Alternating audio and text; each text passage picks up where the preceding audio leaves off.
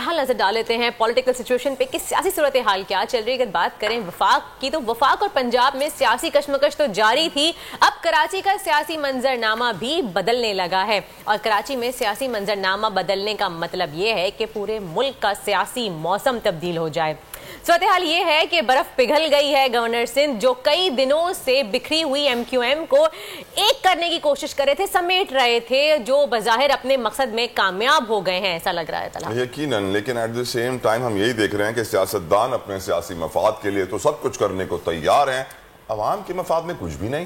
مہنگائی آسمان سے باتیں کر رہی ہے، بے روزگاری آسمان سے باتیں کر رہی ہے، ملک کی معاشی حالات آپ دیکھیے کہ روٹی ہو، آٹا ہو، گیس ہو، بجلی ہو، پانی ہو، سب چیزوں سے لوگ محروم ہو گئے ہیں، لیکن اسٹل برداشت کر رہے ہیں۔ میری نظر میں ہماری قوم جتنا برداشت کر رہی ہے شاید ہی دنیا میں کوئی قوم کر رہی ہوگی۔ خیر سے مزید گفتگو جاری رکھیں گے۔ ہمارے ساتھ موجود ہیں حلیم عادل شیخ صاحب، رہنما پی ٹی آئی ہیں، ان کو ویلکم کہیں گے اپنے شو میں۔ السلام علیکم حلیم صاحب، آپ سے یہ پوچھنا چاہوں گی کہ آپ یہ بتائیے کہ سیاسی جماعتوں کا اتحاد ہونے جا رہا ہے، ہونا اچھی بات ہے، ایم کیو ایم ایک بار پھر سے منظم ہو رہی ہے، کیا کہیں گے آپ اس بارے میں؟ اس وقت سیاست صورتحال کہاں جا رہی ہے؟ دیکھیے، بالکل جہاں کوئی لوگ کٹھے ہوں ہمیں اس پہ خوش ہونا چاہیے، اور ہم بہت خوش ہیں اس کے اوپر کہ ایم کیو ایم منظم ہو رہی ہے۔ لیکن اس وقت میرا سوال ہے کہ منقسم کب تھے؟ یہ منظم ہی تھے؟ مطلب اس کی مثال ایسے ہی میں دینا کرتا ہوں کہ ایک جگ میں پانی پڑا ہوا، اس کو 4 گلاسوں میں ڈال دو، اس کے بعد کہو کہ نہیں جی 4 گلاسوں کو جگ میں ڈال دو، تو وہ جگ میں ہو یا گلاسوں میں ہو یا جگ میں، بات تو ایک ہی ہے۔ یہ تمام جماعتیں جو چند ہی روز پہلے ایک دوسرے کو کتنا برا بھلا کہتے رہے، پھر انہوں نے مل کے الیکشن بھی لڑا۔ مطلب محمود مولوی صاحب کے الیکشن میں سب ایم کیو ایم کٹھی تھی، ایک طرف تھی، باقی سب نے الگ الگ الیکشن بھی لڑے، پی ٹی آئی سے بہت آدھی جگہ کے اوپر تھی۔ دیکھیے، کسی کے منظم ہونا بری بات نہیں ہے، لیکن کس ایجنڈے پر منظم ہو رہے ہیں؟ کیا کراچی کو وہی 30 سال پرانا کراچی بنانے جا رہے ہیں؟ کیا کراچی کو 88 میں جو آگ لگی تھی کیا اس طرف لے کے جانا چاہ رہے ہیں؟ کیا یہ گورنر ہاؤس 90 بنتا جا رہا ہے؟ یہ دیکھنا پڑے گا کہ جو منظم ہونا ہے، منظم ہونے میں ویلکم کرتے ہیں، اچھی بات ہے، اختلافات نہیں ہونے چاہیے۔ تو کیا یہ سب تو وہ 30 سال پرانی سچویشن واپس آ سکتی ہے آپ کی نظر میں؟ دیکھیے، جس میں اس کا جواب میں کچھ ایسے بھی دینا چاہوں گا کہ 0 + 0 + 0 = 0۔ انہوں نے 30 سال میں پہلے کچھ نہیں کیا، اور آخری جب انہوں نے جو دغا کیا خان صاحب کے ساتھ، اس کے بعد کراچی اور حیدرآباد کے لیکن صاحب یہ بھی دیکھنے میں آیا ہے کہ آپ کی بھی حکومت 3.5 سال رہی ہے، لیکن آپ لوگوں نے بھی کراچی کے لیے کچھ نہیں کیا، یہ آپ کے مخالفین بھی کہتے ہیں اور دکھنے میں یہی نظر آتا ہے۔ آپ کیا کہیں گے؟ کیا یہ ایک پروپیگنڈا تھا جو آپ کو کچھ کرنے نہیں دیا گیا؟ کیوں نہیں کر سکے آپ لوگ کچھ ڈیلیور؟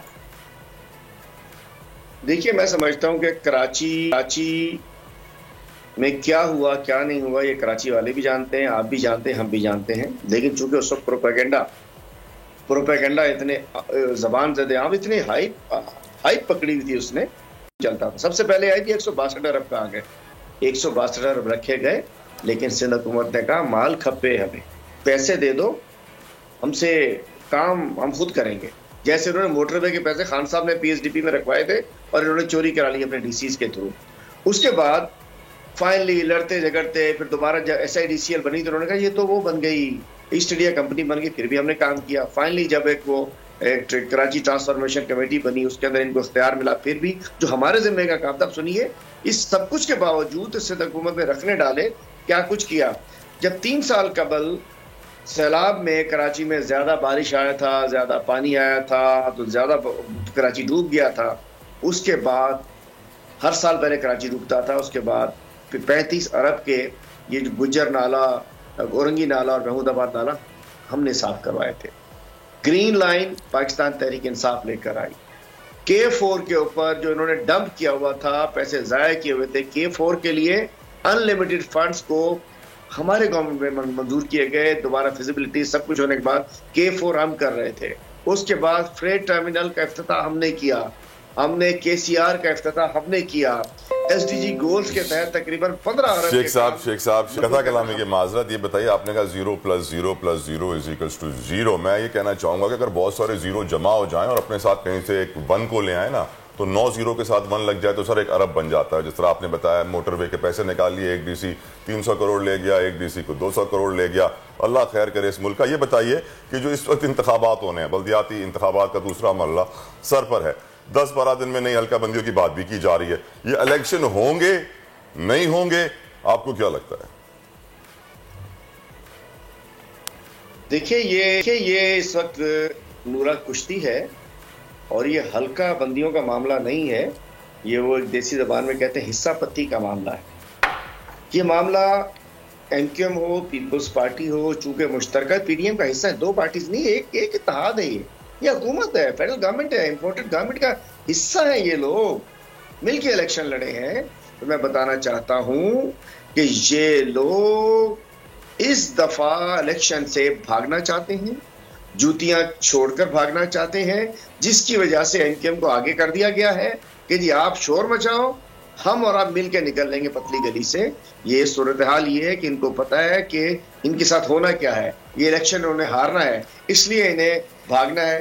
لیکن ایم کیو ایم کو لگتا ہے کہ کوئی معاملات جو ڈیلز تھیں انہیں کچھ اپنے حساب کا, وہ اس چیز کا چونکہ ایم کیو ایم کو انہوں نے آگے کیا ہے, ایم کیو ایم اس کا حساب ٹھیک مانگ رہی ہے کہ جی ہم سے ٹھیک ڈیل کرو تو ہم پھر مظاہرے بھی کریں, یہ بھی کریں, وہ بھی کریں. چونکہ یونین کونسل پرادین کی چراغ رگڑنے سے تو ڈیلیمیٹیشن نہیں ہوگی نا. پہلے ایم کیو ایم کہاں چلی گئی تھی؟ یہ سارا ڈرامہ کیا جا رہا ہے اپنی شکست سے بچنے کے لیے. پاکستان تحریک انصاف چاہتی ہے کہ 15 تاریخ کو الیکشن ہو جائے, ہماری تیاری مکمل ہے. لیکن اس وقت جو ان کا یہ رات گئے کے اجلاس پرسوں رات ہوئے تھے, یہ سب میں سمجھتا ہوں کہ یہ کسی بہتری کے لیے نہیں, یہ حصے بکرے کے لیے, لوٹ کے مال کے ڈسٹریبیوشن کے لیے. اور آپ نے سنا سندھ اسمبلی میں ان کا ایک بڑا بھرپور ان کا سلوگن آیا تھا, آؤ مل کر کھاتے ہیں. لیکن حلیم صاحب اگر یہ کہوں کہ آپ کی بھی سابقہ اتحادی جماعت ہے, کیا مستقبل میں بھی ایم کیو ایم سے اتحاد کا امکان موجود ہے؟ اور سیاست میں دروازے تو ویسے بھی بند نہیں ہونے چاہیے. نہیں جی, پاکستان تحریک انصاف نے کان پکڑ لیے. توبہ توبہ توبہ, جو حشر انہوں نے ہمارے ساتھ کیا. انشاءاللہ پاکستان تحریک انصاف, ہمیں پوری امید ہے کہ ہم 2/3 میجورٹی سے آئیں گے انشاءاللہ.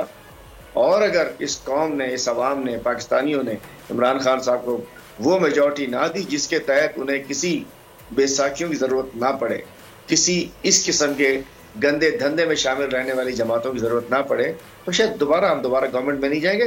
پھر عوام کے پاس جائیں گے کہ جی ہمیں اگر آپ لانا چاہتے ہیں عمران خان سے, آپ چاہتے ہیں کہ وہ کام کرے جو آپ چاہتے ہو, پھر 2/3 میجورٹی دو.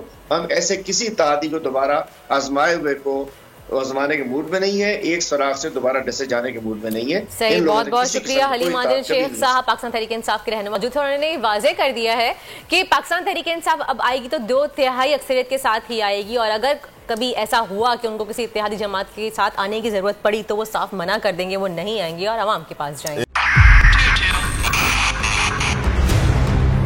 2022 بہت سارے تحفے بھی دے کے گیا پاکستان کی عوام کو. پاکستان کی عوام کو ایک تحفہ یہ دیا کہ عوام کو پتہ چل گیا کہ پاکستان کا میڈیا کیا ہے. حق اور سچ کا سفر سال 2022 میں بول رہا نمبر 1. ہم نے بہت سارے شوز اور ٹرانسمیشنز کی, پورا سال مسلسل جدوجہد میں نکل گیا کہ یہ ووٹ آف کانفیڈنس کے پیچھے کون لوگ تھے. توڑے ریٹنگ کے سبھی ریکارڈ, اینکرز نے بھی عوام میں سب سے زیادہ مقبولیت پائی,